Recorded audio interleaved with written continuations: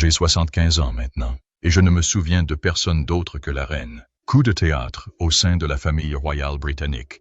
Kate Middleton aurait pris une décision audacieuse, refuser l'héritage vestimentaire de la reine Camilla. C'est vraiment difficile. Difficile d'expliquer à deux personnes de 87 ans, dont une de 5 et une de 6 ans.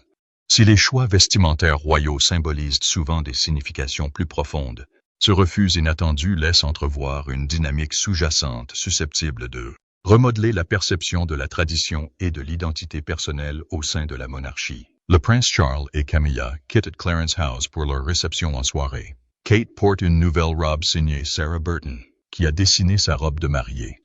Pourquoi la princesse de Galles, connue pour son style élégant et réfléchi, refuserait-elle des vêtements ayant appartenu à la reine elle-même? Cette décision reflèterait-elle une évolution des mentalités envers le protocole royal, ou signalerait-elle un changement subtil dans les relations au sein du palais? Alors que les rumeurs se propagent derrière les murs du palais et que les spéculations s'intensifient, les observateurs sont intrigués, impatients de découvrir les véritables motivations du choix de Kate. Style différent, la princesse contre la reine. Lors de l'avant-première de James Bond en 2021, Kate Middleton brillait dans une robe à paillettes dorées, tandis que Camilla avait choisi une robe bleu pastel sobre, illustrant leur goût vestimentaire distinct. La princesse de Galles et la reine consort ont toutes deux cultivé des styles distinctifs qui se chevauchent rarement. Kate est célébrée comme une icône de style moderne qui n'hésite pas à mélanger la haute couture avec les grandes marques, à porter des silhouettes moulantes ou des looks décontractés comme les jeans. À l'inverse, la garde-robe de Camilla privilégie le confort classique et la tradition aux tendances. Melissa Lund, expert en mode royale, observe que si les deux femmes portent souvent des manteaux et des robes sur mesure similaires, les tenues de Kate sont plus près du corps, mettant en valeur sa silhouette élancée, tandis que Camilla préfère des coupes plus amples et plus souples. Kate porte également des jeans skinny et des pantalons slim, ce que Camilla n'apprécie guère. Note Lund, ajoutant que Camilla jugeait probablement ses tenues décontractées dépourvues du sérieux attendu d'une reine. En effet, depuis qu'elle a pris le titre de reine consort, et désormais reine, Camilla aurait progressivement délaissé le déniement public au profit d'ensembles plus raffinés. Digne de son rôle, l'approche des deux femmes en matière de mode a suscité des réactions très différentes au fil des ans. Les choix vestimentaires de Kate sont scrutés de près par la presse et le public, ce qui engendre souvent l'effet Kate, une hausse des ventes de chaque vêtement qu'elle porte. On loue son élégance et sa constance, même si elle prend parfois des risques avec des couleurs vives ou de nouveaux créateurs. Camilla, de son propre aveu, n'a jamais eu un grand intérêt pour la haute couture et a dû apprendre les ficelles du métier en rejoignant la famille royale. Plus jeune, elle était insouciante en matière de vêtements, à tel point que sa colocataire d'université se souvenait que sa chambre avait toujours l'air d'une bombe, pleine de vêtements abandonnés. Membre active de la famille royale depuis 2005, Camilla a amélioré son style et a même créé de nombreux moments mode emblématiques, mais elle reste plus réservée que Kate. Leurs tenues, côte à côte, reflètent souvent leurs différences générationnelles et leur personnalité. Kate privilégie les silhouettes épurées et les détails haute couture, tandis que Camilla opte pour des ensembles 2 pièces confortables, des robes manteaux et ses chapeaux à large bord emblématiques. Cependant, des sources proches du dossier ont récemment partagé un commentaire choquant, prétendument entendu de Kate elle-même, concernant Camilla, ou plutôt ses vêtements, qui pourrait révéler la véritable raison pour laquelle la princesse refuse de partager sa garde-robe avec la reine. Selon les rumeurs, cette raison n'aurait rien à voir avec le style, mais plutôt avec un petit détail que personne n'oserait mentionner devant une reine. Mais en tant que princesse et future reine elle-même, Kate n'a pas semblé trop gênée lorsqu'elle a déclaré nonchalamment qu'elle ne porterait jamais rien provenant de la garde-robe de Camilla, car elle sentait la vieille dame. Toutes les vieilles dames ne sentent pas mauvais. Les mots audacieux de Kate, « tu sens », destinés à sa belle-mère, auraient fait trembler le palais de Buckingham. La princesse de Galles n'avait jamais tenu de propos aussi offensants envers qui que ce soit auparavant. Et le fait qu'elle ait adressé des mots aussi durs à la reine actuelle a laissé beaucoup de monde sous le choc. Selon Royal Watchers, Kate et Camilla n'ont jamais eu de rancune, ce qui rend cette déclaration inattendue d'autant plus déconcertante. Serait-ce plus qu'un cruel affront? Et si les paroles de Kate ne cachaient aucun secret, mais devaient être prises au pied de la lettre? Quiconque a déjà fréquenté une grand-mère, une grand-tante ou une vieille dame sait exactement ce que sent une vieille dame. Cependant, Cette odeur s'accroche généralement aux vêtements eux-mêmes, et non à la femme qui les porte, car ils ont généralement passé un long moment enfermés dans un placard. Kate ne faisait peut-être pas référence à Camilla, mais plutôt au fait que ses vêtements dégagent une odeur désagréable, si elle les portait pour lui rendre hommage. Personne ne veut porter de vieux vêtements malodorants, et personne ne blâmerait Kate si c'était la véritable raison de son refus des offrandes de Camilla. Cependant, des sources proches du dossier ont souligné que Kate ne s'était jamais plainte de l'odeur de vieille dame lorsque l'ancienne reine, Elizabeth II, lui avait ouvert sa garde-robe. La famille royale possède une histoire fascinante de vêtements de seconde main. Bijoux et insignes ont tendance à être partagés et transmis plus souvent d'un membre senior de la famille royale à ses cadets, mais certaines pièces de mode emblématiques auraient été recyclées de génération en génération. Après la mort de la reine Élisabeth II en 2022, les observateurs de la famille royale se sont interrogés sur le sort de son imposante garde-robe.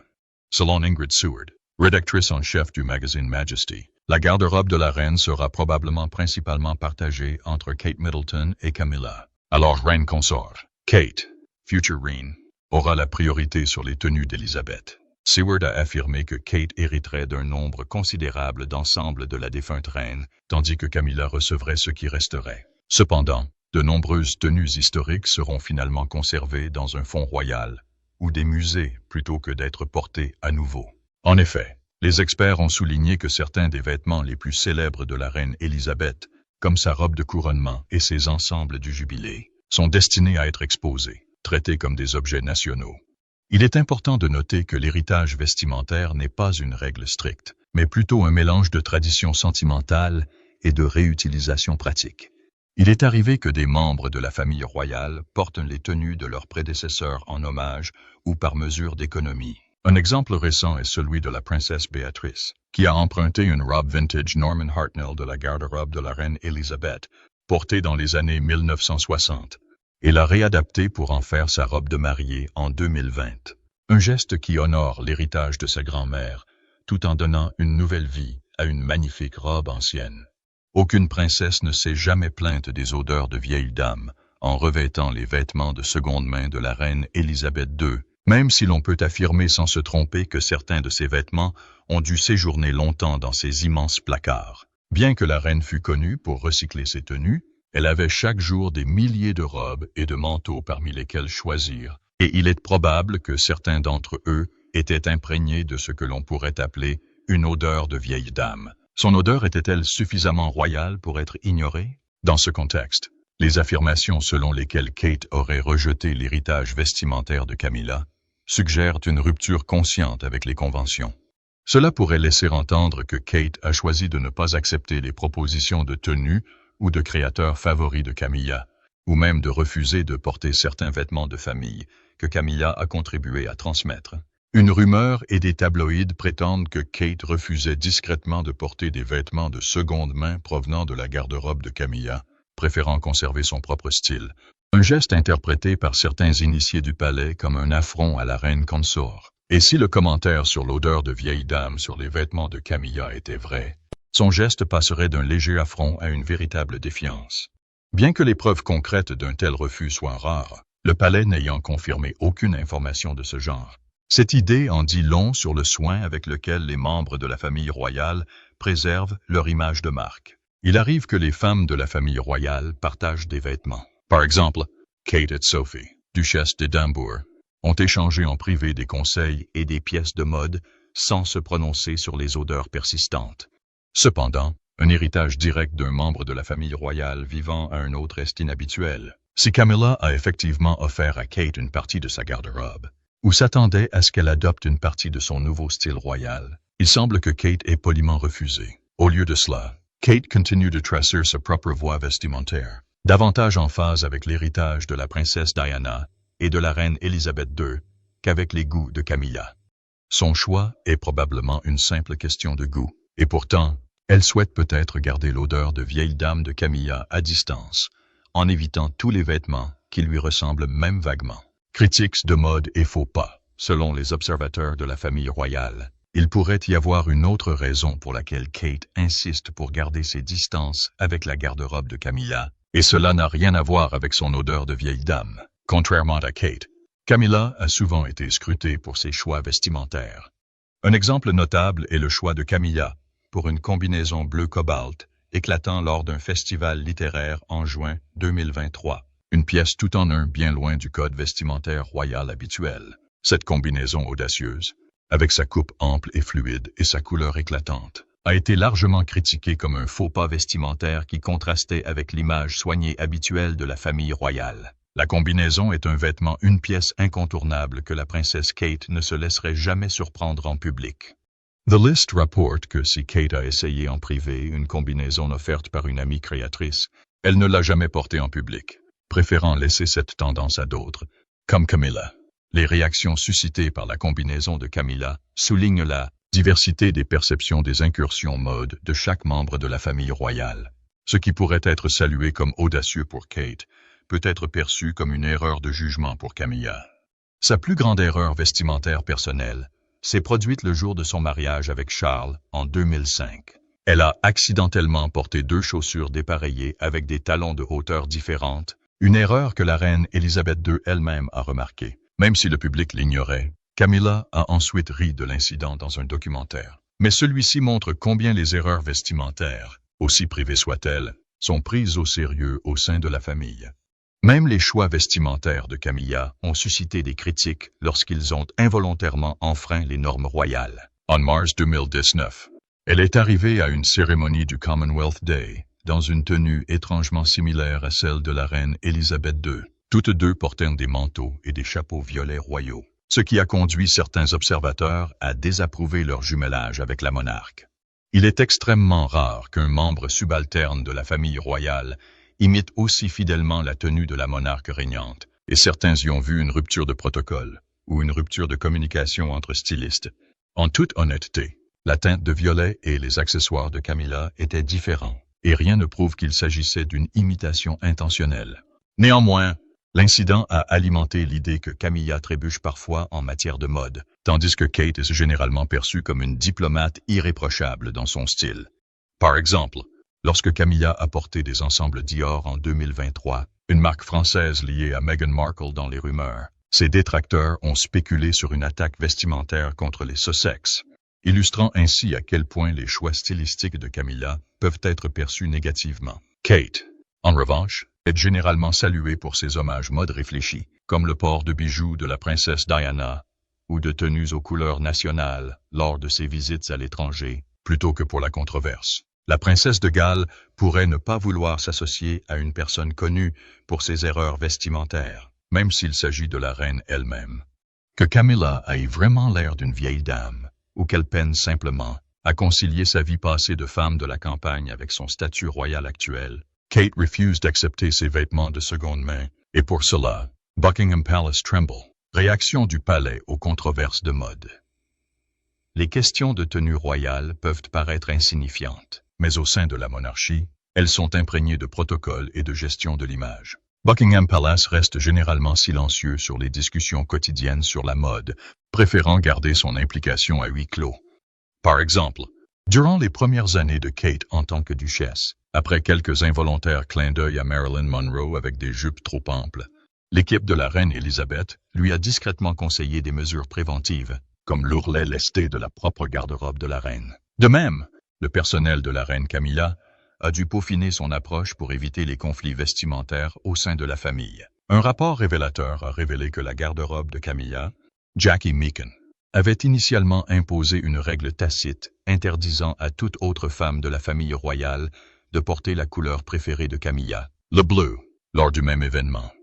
Cette politique de coordination stricte a contrarié quelques personnalités du palais de Buckingham, parmi d'autres stylistes. Camilla, femme la plus âgée après le décès de la défunte reine, avait le choix des couleurs de tenue pour les apparitions communes, mais imposer un monopole sur le bleu n'a pas plu à d'autres, comme Kate ou Sophie. Au fil du temps, le camp de Camilla a assoupli les règles, autorisant d'autres membres de la famille royale à porter du bleu simultanément, à condition que les nuances diffèrent. Le fait que cette controverse sur les couleurs ait dû être abordée témoigne de l'importance que le palais accorde à l'harmonie visuelle et à la hiérarchie. Cela fait également écho à une anecdote de Meghan Markle, qui racontait qu'elle portait souvent des tons neutres en tant que nouvelle membre de la famille royale précisément pour éviter de détonner avec les tenues de la reine Élisabeth ou de membres plus âgés de la famille royale. Cependant, le commentaire présumé de Kate concernant l'odeur de vieille dame de Camilla n'est pas un simple problème à régler à huis clos. En tant que membre de la famille royale, Kate sait que même ses plus infimes expressions sont scrutées pendant des jours, sans parler de ses paroles. Il est donc difficile d'imaginer la princesse prendre la liberté de faire une déclaration aussi dure en présence d'autrui, mais si elle s'est plainte de l'odeur de la reine, le palais a de bonnes raisons de trembler, car une guerre interne pourrait se préparer entre les deux femmes les plus importantes de la famille royale britannique. Le pouvoir de la mode royale et l'agitation du palais. Pourquoi une simple question d'héritage vestimentaire provoquerait-elle un tel émoi au sein du palais? La réponse réside dans le symbolisme de la mode royale et dans l'équilibre des pouvoirs et de la popularité. Dans le contexte royal, les vêtements sont loin d'être superficiels. Ils sont un symbole de statut, d'unité et d'héritage. Le fait que Kate ait refusé les vêtements de seconde main de Camilla, au sens propre comme au sens figuré, pourrait être perçu comme une déclaration d'indépendance, une future reine forgeant sa propre image plutôt que de se déguiser en reine actuelle. Certains commentateurs royaux ont suggéré qu'une subtile rivalité vestimentaire était à l'œuvre. Un article a même affirmé que Camilla avait modifié son style pour attirer l'attention sur les tenues tendances de Kate. Ce n'est un secret pour personne que le public et les médias privilégient souvent la princesse de Galles, plus jeune et plus glamour, dans les articles de mode, ce qui pourrait inciter Camilla à améliorer son style vestimentaire. Si, malgré tout cela, Kate refuse toujours d'apporter sa touche personnelle à la garde-robe de Camilla, par exemple en portant un ensemble hérité de Camilla ou en co-brandant leur style, cela pourrait aggraver sa frustration. Dans les couloirs du palais, ces tensions sont souvent évoquées à voix basse, mais elles révèlent une dynamique plus large. L'image de la monarchie évolue avec la nouvelle génération. La mode lie également chaque femme à l'héritage des anciens membres de la famille royale. Kate rend souvent hommage à la princesse Diana par des tenues ou des bijoux, s'alignant ainsi consciemment sur la défunte mère bien-aimée de William. De même, Camilla, en tant que reine consort, a adopté certains codes stylistiques de la reine Élisabeth II, en portant les bijoux de la défunte reine, et en adoptant parfois des couleurs vives pour créer une certaine continuité. Ainsi, les deux femmes incarnent des icônes différentes à travers leur tenue. Un refus d'héritage vestimentaire pourrait ainsi être interprété comme une préférence de Kate pour le style de Diana et d'Élisabeth au détriment de celui de Camilla. Les experts royaux soulignent que les choix vestimentaires de Kate honorent souvent l'héritage de Diana et de la reine, qu'il s'agisse des boucles d'oreilles en saphir de Diana ou d'une robe manteau rappelant le look intemporel d'Élisabeth, ce qui renforce sa popularité et son sens du devoir. À l'inverse, le parcours vestimentaire de Camilla a consisté à se défaire de son image d'outsider et à se faire accepter, un objectif largement atteint en respectant les traditions royales et en évitant de faire des vagues avec une mode provocatrice. En ce sens, Camilla espérait peut-être transmettre un peu de sagesse vestimentaire et de garde-robe royale à sa belle-fille, symbolisant ainsi un front uni. Le désintérêt de Kate pour cette question pourrait en effet faire sensation, car il suggère une attitude discrètement indépendante. Enfin, il y a l'aspect protocolaire et respectueux. Dans l'histoire royale, lorsqu'une reine régnante offrait quelque chose, que ce soit un conseil, un bijou ou même un vêtement, un membre junior de la famille royale acceptait généralement avec grâce, avec ou sans odeur. La reine Élisabeth II a prêté aux princesses Margaret et Diana des objets de sa garde-robe et de son coffre à bijoux, geste témoignant de confiance et de bienveillance. Si la reine Camille a fait une telle offre à Kate et qu'elle a été repoussée, cela rompt avec cette tradition courtoise et pourrait être perçu comme un affront. Les initiés du palais de Buckingham sont probablement désireux de minimiser toute idée de discorde entre Camilla et Kate, car une image familiale unie est essentielle. Pourtant, les rumeurs d'une rupture vestimentaire ont gagné du terrain, en partie parce qu'elles s'inscrivent dans un récit captivant, la jeune princesse glamour se forgeant une identité distincte de celle de la reine plus âgée. Cela alimente la fascination du public pour l'idée que, derrière les murs du palais, même une affaire aussi frivole que la mode puisse être un champ de bataille pour l'influence et l'estime. Les avis d'experts et la perception du public, les commentateurs de mode et les observateurs de la famille royale apportent des éclairages précieux sur les raisons pour lesquelles cette histoire a retenu l'attention. Bethan Holt, directrice mode du Telegraph, a observé que lors des récents événements prestigieux, Camilla, Kate et le roi formaient une véritable unité, coordonnant souvent leurs tenues en signe de solidarité. Par exemple, lors d'une visite d'État en novembre 2023, Kate portait du rouge vif de la tête aux pieds, tandis que Camilla avait choisi une teinte complémentaire. Les deux femmes ont travaillé en tandem pour parfaire leur tenue diplomatique en soutien au roi Charles. Compte tenu de cette unité délibérée, tout écart, comme le refus de Kate de partager ses notes vestimentaires, pourrait être amplifié par une discorde. La mode royale est généralement une affaire soigneusement chorégraphiée, le monarque donnant le ton et les autres adaptant subtilement. Comme l'explique l'auteur Royal Solly Hughes, la reine Élisabeth II informait toujours sa famille de la couleur qu'elle prévoyait de porter, leur permettant ainsi de coordonner leur tenue, non pas parce qu'elle règne d'une main de fer, mais parce que le monarque a le dernier mot. De nos jours, la reine Camilla détient théoriquement cette primauté vestimentaire. Ainsi, le fait que Kate s'impose elle-même en matière de tenue vestimentaire, par exemple en refusant les pièces que Camilla lui avait réservées, peut être interprété comme une rupture avec la déférence attendue, intentionnelle ou non. Dans ce contexte, une source proche du palais pourrait considérer l'indépendance vestimentaire de Kate comme un changement générationnel et un défi, signe que la future reine fera les choses différemment le moment venu. En fin de compte, le thème plus large des attentes vestimentaires royales s'articule autour de l'idée que la tenue vestimentaire est une forme de soft power pour les Windsor.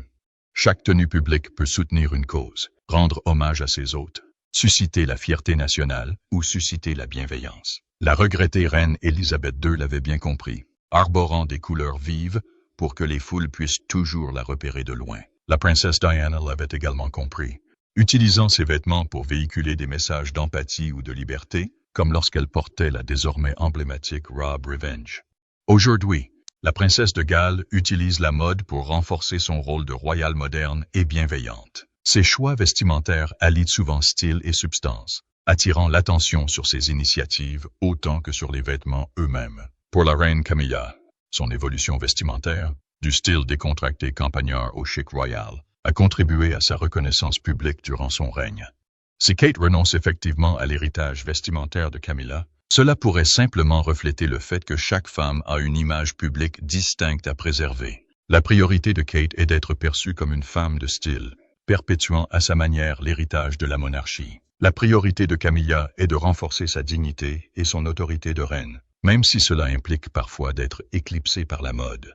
Dans l'opinion publique, l'idée d'une rupture vestimentaire est souvent intrigante, car elle humanise la famille royale. Nous avons tous déjà ressenti du dégoût pour un vieux parent malodorant, et savoir que même la douce Kate aurait pu froncer le nez devant sa belle-mère la rend d'autant plus attachante. Nous ne connaîtrons peut-être jamais toute la vérité, ni si Kate a vraiment dit à Camilla que ses vêtements sentaient mauvais, ni s'il s'agit de rumeurs de palais exagérées. Ce qui est clair, c'est que la mode royale est une affaire sérieuse, tant au niveau interne qu'externe. Une prétendue dispute vestimentaire n'est pas vraiment une question de tissu. Il s'agit de respect, d'image et de la dynamique en constante évolution entre deux futures reines.